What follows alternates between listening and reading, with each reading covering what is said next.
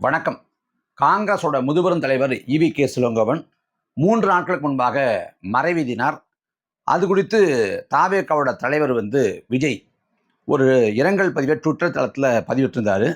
அந்த பதிவில் கடைசியாக ஈவி.கே. இளங்கோவன் அவர்களின் ஆன்மா சாந்தியடைய இறைவனை பிரார்த்திக்கின்றேன் அப்படின்னு போட்டிருந்தார். இதில் இறைவன் அப்படிங்கிறது ஒரு பக்கம், அப்புறம் ஆன்மா சாந்தி அடைய அப்படிங்கிற வார்த்தை. இதை நான் மேற்கோளிட்டு இறைவனை பிரார்த்திக்கிறேன் அப்படின்னு போட்டிருக்காரு.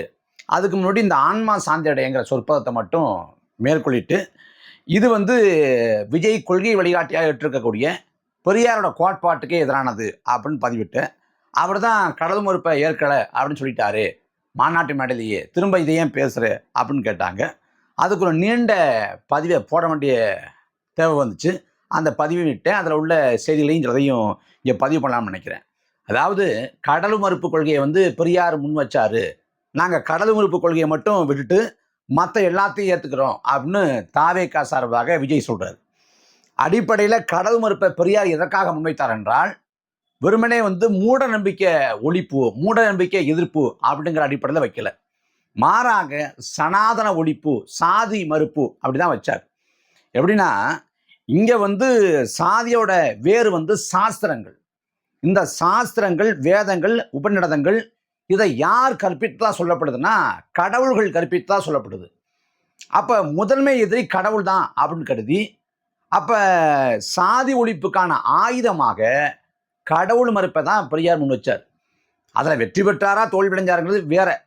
ஆனால் அவர் சனாதன ஒழிப்புக்கும் சாதி மறுப்புக்குமான ஆயுதமாக கடவுள் மறுப்பையே முன்வைத்தார். அந்த கடவுள் மறுப்பை இவங்க ஏற்கலை அப்படின்னா, அப்போ பெரியார் சாதி ஒழிப்புக்கான கேடயமாக முன்வைத்த அந்த கடவுள் மறுப்பை நீங்கள் ஏற்கலைன்னா வேற எந்த வழிமுறையை வைக்கிறீங்க? இப்போ அண்ணல் அம்பேத்கரை பொறுத்த வரைக்கும் அவர் சாதி ஒழிப்புக்காக தான் வாழ்நாள் முழுமைக்கும் போராடினார். ஆனால் சாதி ஒழிப்புக்கான ஆயுதமாக அவர் கடவுள் மறுப்பை முன்வைக்கல. மாறாக லட்சக்கணக்கான மக்களை கூட்டிக் கொண்டு அவர் பௌத்த மதத்துக்கு மாறுறார். ஏன்னா இந்து மதத்தில் இருந்தால் தான் நம்ம இந்த சாதி அழிவோடு இருக்கணும். அதாவது இந்துக்கள்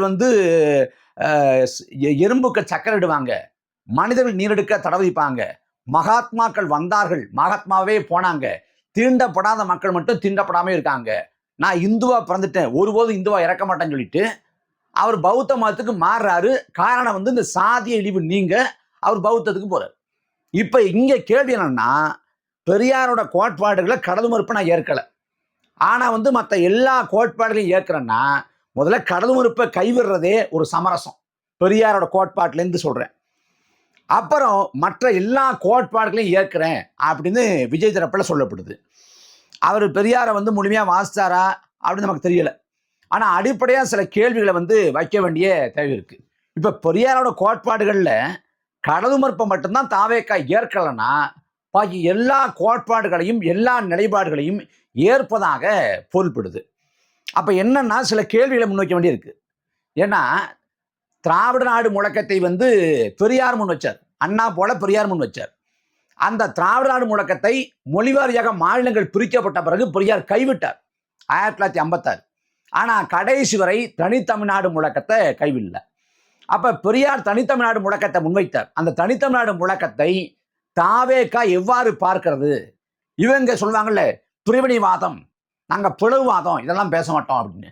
அப்போ இந்த தனித்தமிழ்நாடு முழக்கத்தை பெரியார் வச்சார்ல, அதை தாவேகா ஏற்கிறதா மறுக்கிறதா? அதை என்னவா பார்க்குது? பிரிவுவாதம்னு பார்க்குதா, இல்லை பிளவுவாதம் பார்க்குதா, என்னவா பார்க்குது? அதே போல திராவிட கழகம், அப்புறம் நீதி கட்சி தொடங்கி திராவிட கழகம் வரைக்கும் பெரியார் பங்காற்றிய அந்த அமைப்புகளில் பார்ப்பனரை உறுப்பினராக கூட அவங்க சேர்த்து கிடையாது, ஒருபோதும் உறுப்பினராக அவங்க சேர்த்து கிடையாது. இன்னைக்கு வரைக்கும் திராவிட கழகம் பார்ப்பன அல்லாத இயக்கம் தான்.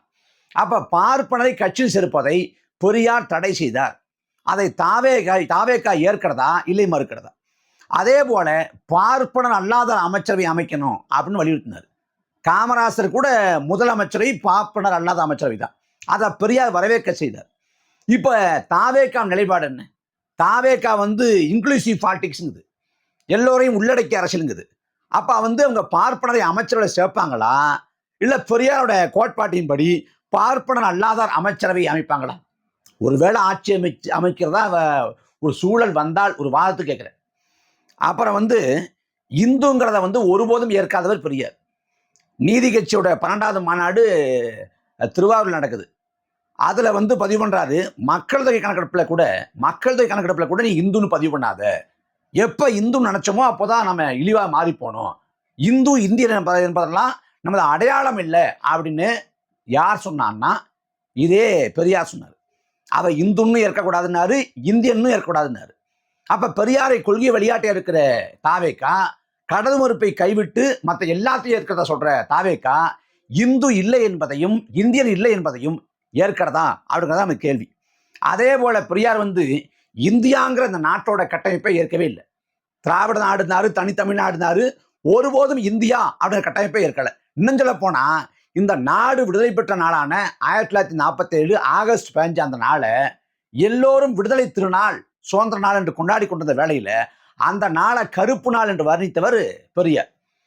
அப்ப அந்த கோட்பாட்டு நிலைப்பாட்டை தாவேக்கா ஏற்கிறதா இல்ல மறுக்கிறதா? அதே போல வெள்ளக்காரனே நாட்டை ஆண்டா நல்லா இருக்கும் அப்படிங்கிற கருத்தையும் முன்வைத்தவர் பெரியார். அப்ப அந்த கருத்தை ஏற்கிறதா இல்லையா? ஏன்னா அவங்க 5 கொள்கை வழிகாட்டி சொல்றாங்க. அதுல காமராசர் இருக்கட்டும், அஞ்சலி அம்மாளா இருக்கட்டும், வேலுநாச்சியார் இருக்கட்டும், இவங்க எல்லாம் வெள்ளை ஏகாதிபத்தியத்தை எதிர்த்து சண்டை போட்டவங்க. ஆனா பெரியார் வந்து வெள்ளைக்காரங்களே ஆண்டா போதும் அப்படின்னு நிலைப்பாட்டுக்கு வந்தார். அப்ப இதுல தாவேக்காவின் நிலைப்பாடு என்ன? அப்புறம் பெரியார் வந்து தமிழர் இலக்கியங்களை, காப்பியங்களை கடுமையா சாடினார். சிலப்பதிகாரத்தை, மணிமேகலையே, சிவக சிந்தாமணியே, ஏன் திருக்குறளையே சாடியிருக்கார் பெரியார். ஒருபோதும் ஏற்கல. அப்ப அது குறித்து தாவேக்கா நிலைப்பாடு என்ன? அதை ஏற்கிறதா இல்லை மறுக்கிறதா? பெரியாரை பொறுத்த வரைக்கும் மொழி என்பது ஒரு தொலைத்தொடர்பு கருவி, ஒரு தகவல் தொடர்பு சாதனம். மற்றபடி மொழிக்கு எந்த பெருமையும் இல்லை, மொழி கொண்டாட்டத்துக்குரியது இல்லை, மொழி போற்றத்தக்கதல்ல அப்படிங்கிறதான் பெரியாரோட நிலைப்பாடு. அதை தாவேக்கா ஏற்கிறதா மறுக்கிறதா? எனக்கு வந்து மொழி அபிமானம் இல்லை, எனக்கு தேச அபிமானம் இல்லை, எனக்கு இருந்த ஒரே அபிமானம் மனிதாபிமானம்னு. எனக்கு மொழி பற்றோ நாட்டு பற்றோ இல்லை அப்படின்னாரு பெரியார். அப்ப மொழி பற்று நாட்டு பற்று கூடாதுன்றார். இதை தாவேக்கா ஏற்கிறதா இல்லை வந்து மறுக்கிறதா? தமிழ் தாய் அப்படின்னு கொண்டாடுறோம் நம்ம. தமிழ் தாய்ங்கிற அந்த கருத்து நிலையை ஏற்காதவர் பெரியார். அதே போல தமிழ் தாய் வாழ்த்து அவன் முன் வச்சப்ப அதை கடுமையாக எதிர்த்தவர் பெரியார். இது குறித்து தாவேக்கா நிலைப்பாடு என்ன? பெரியாரின் கோட்பாட்டை ஏற்கிறதா இல்லை மறுக்கிறதா? தமிழ் சனியன் அப்படின்னு தமிழை சாடியிருக்கிறார். தமிழ் காட்டுமிராண்டி மொழி அப்படின்னு சாடியிருக்காரு. தமிழ் மொழி குறித்து கடுமையான விமர்சனங்கள், இன்னும் சொல்ல போனா துவேஷத்தை, வெறுப்புணர்ச்சியை, காழ்ப்புணர்ச்சியை, வன்மத்தை வந்து பெரியார் வெளிப்படுத்தியிருக்காரு. தமிழ் மொழி மீது கடுமையான துவேஷத்தை வெளிப்படுத்தியிருக்காரு. அதை வந்து பல இடங்களில் பதிவு பண்ணுறாரு. பல இடங்களில் தமிழ் மொழி குறித்து, அப்புறம் வந்து தமிழர் காப்பியங்கள் குறித்து நிறைய பதிவு பண்ணியிருக்காரு. அப்போ தமிழை கடுமையாக சாடினார். தமிழுக்கு எந்த பெருமையும் இல்லைன்னாரு. தமிழ் மீது பற்றுக்கொள்ள வேண்டிய அவசியம் இல்லைன்னாரு. அதே போல வந்து மொழி போராட்டத்தில் 30கள் நடந்த மொழி போராட்டத்தில் பங்கேற்றதே அதாவது தமிழ் மொழி மீதான பற்றின் காரணமாக இல்லை, மாறா வந்து இந்தி வந்துடக்கூடாதுங்கிறதுக்காகத்தான் அப்படின்னாரு. அப்போ மொழி பற்றை துறக்க வேண்டும் என்றவர் பெரியார். அது தாவேக்காவின் கோட்பாட்டுக்கு ஏற்புடையதா இல்லையா? அப்புறம் வந்து தேசபக்திங்கிறது அயோக்கியர்களோட புகலிடம் அப்படின்னாரு. தேசபக்தி, தேசப்பற்றுங்கிறதை ஏற்காதவர் பெரியார். இப்ப தாவேக்காவுக்கு தேசபக்தி இருக்கா இல்லையா, அதை ஏற்கிறதா மறுக்கிறதா? இப்படி பல கேள்விகள் வந்து வரிசை கட்டி நிற்குது. இந்த கேள்விகளுக்கெல்லாம் என்ன பதில், என்ன சொல்ல போறாங்க? ஏன்னா ஒரு தெளிவான கோட்பாடு இருந்தா பிரச்சனை இல்லை. தாவேக்காவுக்கு எந்த கோட்பாடும் இல்லை.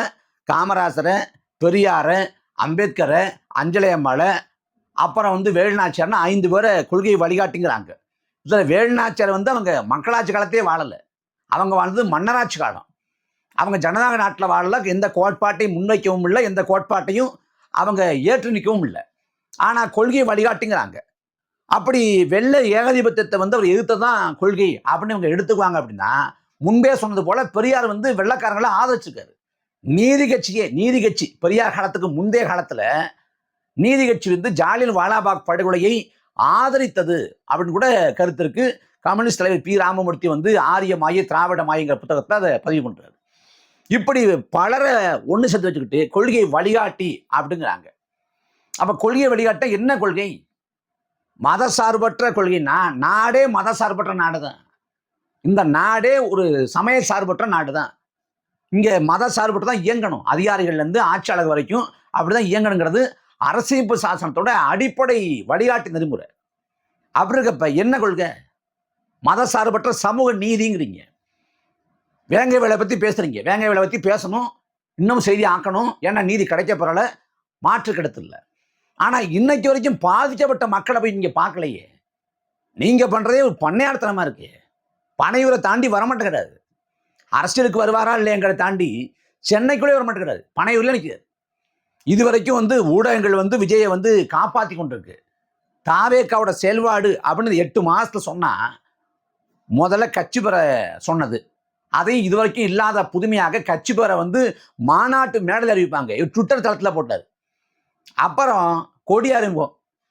அப்புறம் இந்த பள்ளி மாணவர்களுக்கு இந்த பரிசளிக்கிற நிகழ்வு. கடைசியாக மாநாடு. இதை தாண்டி இந்த 8 மாத காலத்தில் எந்த செயல்பாடும் இல்லை. இடையில கள்ளக்குறிச்சி பாதிக்கப்பட்ட மக்களை அந்த கள்ளச்சாரம் குடிச்சிட்டு பாதிக்கப்பட்டு கிடந்த மக்களை பார்க்கப்படாது.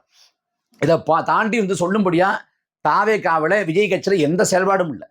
பொதுவாக தமிழ்நாட்டில் வைகோ காலம் தொடங்கி கமலஹாசன் காலம் வரைக்கும் மாற்று அப்படின்னு தொடங்கினவங்க எல்லாருமே திமுக அதிமுகன்னு 2 கட்சியும் சரி விகிதத்தில் வச்சு விமர்சிச்சிருக்காங்க. ஒரு காலகட்டத்துக்கு பிறகு தான் ஏதாவது ஒரு கட்சியோட கூட்டணி போயிருக்காங்க. ஆனால் விஜய் வர்றப்பவே அதிமுகவை தொட்டும் தொடாது, விமர்சிக்காது, அதை முழுமையாக தவிர்த்துட்டு கடந்து போறார். ஏன்னா அவருக்கு அதிமுகவோடு போகலாம்ங்கிறது ஒரு வாய்ப்பாக இருக்கிறது. ஒருவேளை நம்ம தலைமையில் கூட்டணி வைப்போம், ஒருவேளை சாத்தியப்படலை அப்படின்னா அப்போ என்ன பண்ணலாம்? நாம் தனிச்சு போட்டிடலாம். இல்லை தனிச்சு போட்டிட்டு பெரிய அளவில் வாக்கு விழுக்காடு வராது, பெரிய அளவில் எதையும் கிடைக்காது அப்படின்னா கடைசியாக கூட்டணி ஆட்சி அப்படிங்கிற நிபந்தனையை வச்சுட்டு அதிமுகவோட போயிடலாம். அதிமுக போயிட்டு அங்கே போய் நம்ம ஏதாவது இடங்களை போட்டிட்டு சட்டமன்ற உறுப்பினர்களை வென்றோம்னா 2031 பார்த்துக்கலாம் அப்படிங்கிற ஒரு மன ஓட்டமும் விஜய்க்கு இருக்குது. அப்போ கோட்பாட்டில் தெளிவு இல்லை, நிலைப்பாட்டில் தெளிவு இல்லை. ஆனால் ஒன்றில் தெளிவாக இருக்காங்க, அரசியல் ஆதாயம் தேடல். அதில் தாவேக்கா ரொம்ப தெளிவாக இருக்கு, ரொம்ப. அதில் மாநாட்டு மேடையில் விஜய் பேசுகிறப்ப டீசென்ட் அட்டாக், டீசென்ட் அப்ரோச்னு. ஆனால் சமூக வலைதளங்களில் பார்க்குறப்ப அப்படி எதுவுமே இல்லையே. உடன்பிறப்புகள், திமுகவை சேர்ந்த உடன்பிறப்புகள் எப்படிப்பட்ட மொழிநடைகளை கையாள்வாங்களோ, எப்படி பேசுவாங்களோ அதே போன்ற மொழிநடை தான். அங்கே அரசியலாக பேசவே ஆட்கள் மிக மிக மிக மிக குறைவு. ஆட்களே இல்லை சொல்லப்போனால். அரசியலாக பேசவோ, கருத்திலாக எழுதவோ, இல்லை அரசியல் சார்ந்த உரையாடல்கள் நிகழ்த்தவோ அங்கே ஆளே கிடையாது. அப்போ என்ன சொல்கிறது, நாங்கள் ஒரு புதிய ஆட்சி கொடுக்க போகிறோம், எல்லாத்துக்கும் மாற்றாக விளங்க போகிறோம்னு சொல்லிட்டு பல விவகாரங்கள் குறித்து வாய் திறக்கிறது இல்லை. பெரியார கொள்கை வழிகாட்டுங்கிறது, இளையராஜா அவமதிக்கப்பட்டது குறித்து இது வரைக்கும் வாய் திறக்கல. அதானி விவகாரத்தில் பாஜகவும் சிக்குது, இங்கே திமுகவும் சிக்குது. இவர் தான் மேடையில் சொன்னார், இந்த திமுகவுக்கும் பாஜகவுக்கும் மறைமுக உறவு இருக்குங்கிறத சொல்லாமல் சொன்னார். அப்போ இந்த அதானி விவகாரத்தில் அது அம்பலப்பட்டு போயிடுச்சு. ஏன்னா பாஜக என்ன நிலைப்பாட்டை கண்டுபிடிக்கிறதோ அதே நிலைப்பாட்டை தான் திமுக கண்டுபிடிச்சிச்சு. அப்போ அந்த அதானி விவகாரம் குறித்து விஜய் வாய் திறந்தாரா? வாய் திறக்கலை. எது குறித்தும் ஒரு வாய் திறக்கலை, கடந்து போனார். இப்போ நாம் இந்த நான் எதேச்சியாக ஒரு சுட்டி காட்டுங்கிறதுக்காக சொன்னேன். ஏன்னா அவர் கடது மறுப்பை ஏற்கிறதா சொல்லிட்டாரு, கடது மறுப்பை ஏற்க மாட்டேன் சொல்லிட்டாரு. அதனால மாநாட்டு மேலே சொல்லிட்டதால நான் அதை விட்டுட்டு இந்த ஆன்மா சாந்தியடே அப்படிங்கிற வார்த்தை ஒரு உடுத்தலாக இருந்துச்சு. நான் சுட்டி காட்டினவுடனே அவர் தான் கடது மறுப்பை கைவிட்டதை சொல்லிட்டாரே, அப்புறம் எதுக்கு விளம்பரி கட்டுற அப்படின்னாங்க. நான் பெரியார்ட்ட கடது மறுப்பை மட்டும்தான் நீங்கள் மறுக்கிறீங்களா, மற்ற எல்லாத்தையும் ஏற்றுக்கிறீங்களா அப்படின்னு பட்டியல் போட்டு முன்பே சொன்னதை எல்லாத்தையும் சொல்லி கேள்வி எழுப்பினேன். அப்படி கேள்வி எழுப்பினதுக்கு அவங்க பதில் சொல்லலாம். ஆனால் பதில் சொல்ல தெரியாத ஆட்கள் வளமை போல திமுக காரங்க மாதிரி எழுதுறாங்க. அது என்ன கூத்து அப்படின்னா, சுருக்கமாக எழுத மாட்டியா, ஏன் இவ்வளோ பசங்க எழுதுற அப்படிங்கிறதான் பல பேரோட பின்னூட்டமாக இருக்குது. அதாவது இந்த பதிவில் தகவல் பிழை இருக்குது, கருத்து பிழை இருக்குது, சொற்பிழை இருக்குது, இலக்கண பிழை இருக்குது, சந்திப்பிழை இருக்குது, ஒற்றுப்பிழை இருக்குது, இல்லை அபத்தமாக இருக்குது, முரண்பாடாக இருக்குது, இது திரிக்கப்பட்டிருக்கு, பொய்யான தகவல்களை கொண்டிருக்கு, பெரியார் அவ்வாறு கூறவே இல்லை, பெரியார் அந்த நிலைப்பாடு எடுக்கவே இல்லை, இப்படிப்பட்ட வாதங்களை வைத்திருந்தால் அது ஏற்புடையது, நம்ம விவாதிக்கலாம். ஆனால் அந்த தாவேக்காரங்க என்ன சொல்கிறாங்க அப்படின்னா, பதிவு பெருசாக இருக்குங்க, எப்படிங்க படிக்கிறதுங்கிறாங்க. அதை கருத்து இருக்கா, கருத்தில் தர்க்க நியாயம் இருக்கா, அது சரியானதா அப்படிலாம் அவங்க பேசணும்னு வரல. பதிவு பெருசா இருக்குங்க, ரொம்ப பெருசா இருக்குங்க, 1/2 கிலோமீட்டருக்கு வருதுங்க. எப்படிங்க படிக்கிறதுன்னு கேட்குறாங்க. இப்போ எனக்கு என்ன கேள்வி வந்துச்சுன்னா, நான் வந்து ட்விட்டர்ல ஒரு ஒரு பெரிய பதிவெல்லாம் இல்லை, ஒரு சின்ன பதிவு தான். அந்த பதிவையே நான் படிக்க மாட்டேன் அப்படின்னு, படிக்க முடியல அப்படின்னு இவங்க புலம்புவாங்க. ஏன் இவ்வளவு பெருசா எழுதுற அப்படின்னு கேள்வி கேட்பாங்கன்னா, மிக அண்மையில தாவேகாவோட தலைவர் விஜய் வந்து புத்தகத்தை வெளியிட்டார். என்ன புத்தகம் எல்லாருக்கும் தெரியும், எல்லாருக்குமான தலைவர் அம்பேத்கர்ங்கிற புத்தகத்தை வெளியிட்டார். இந்த புத்தகத்தோட மொத்த பக்கங்கள் எத்தனை பார்த்தீங்கன்னா, 1 இல்லை 2 இல்லை, 992. ஒரே ஒரு ட்விட்டர் பதிவு, மாற்று கருத்தை முன்வைத்து, விமர்சனத்தை முன்வைத்து ஒரே ஒரு ட்விட்டர் பதிவை இடுறேன். அதுவே பெருசா இருக்குனால படிக்க முடியலன்னு சொல்ற இவங்க தலைவர் விஜய் வெளியிட்ட 992 பக்கங்களை கொண்ட எல்லோருக்குமான தலைவர் அம்பேத்கர்ங்கிற இந்த புத்தகத்தை எப்படி படிப்பாங்கிறதான் எனக்கு இருக்கிற ஒரே கேள்வி.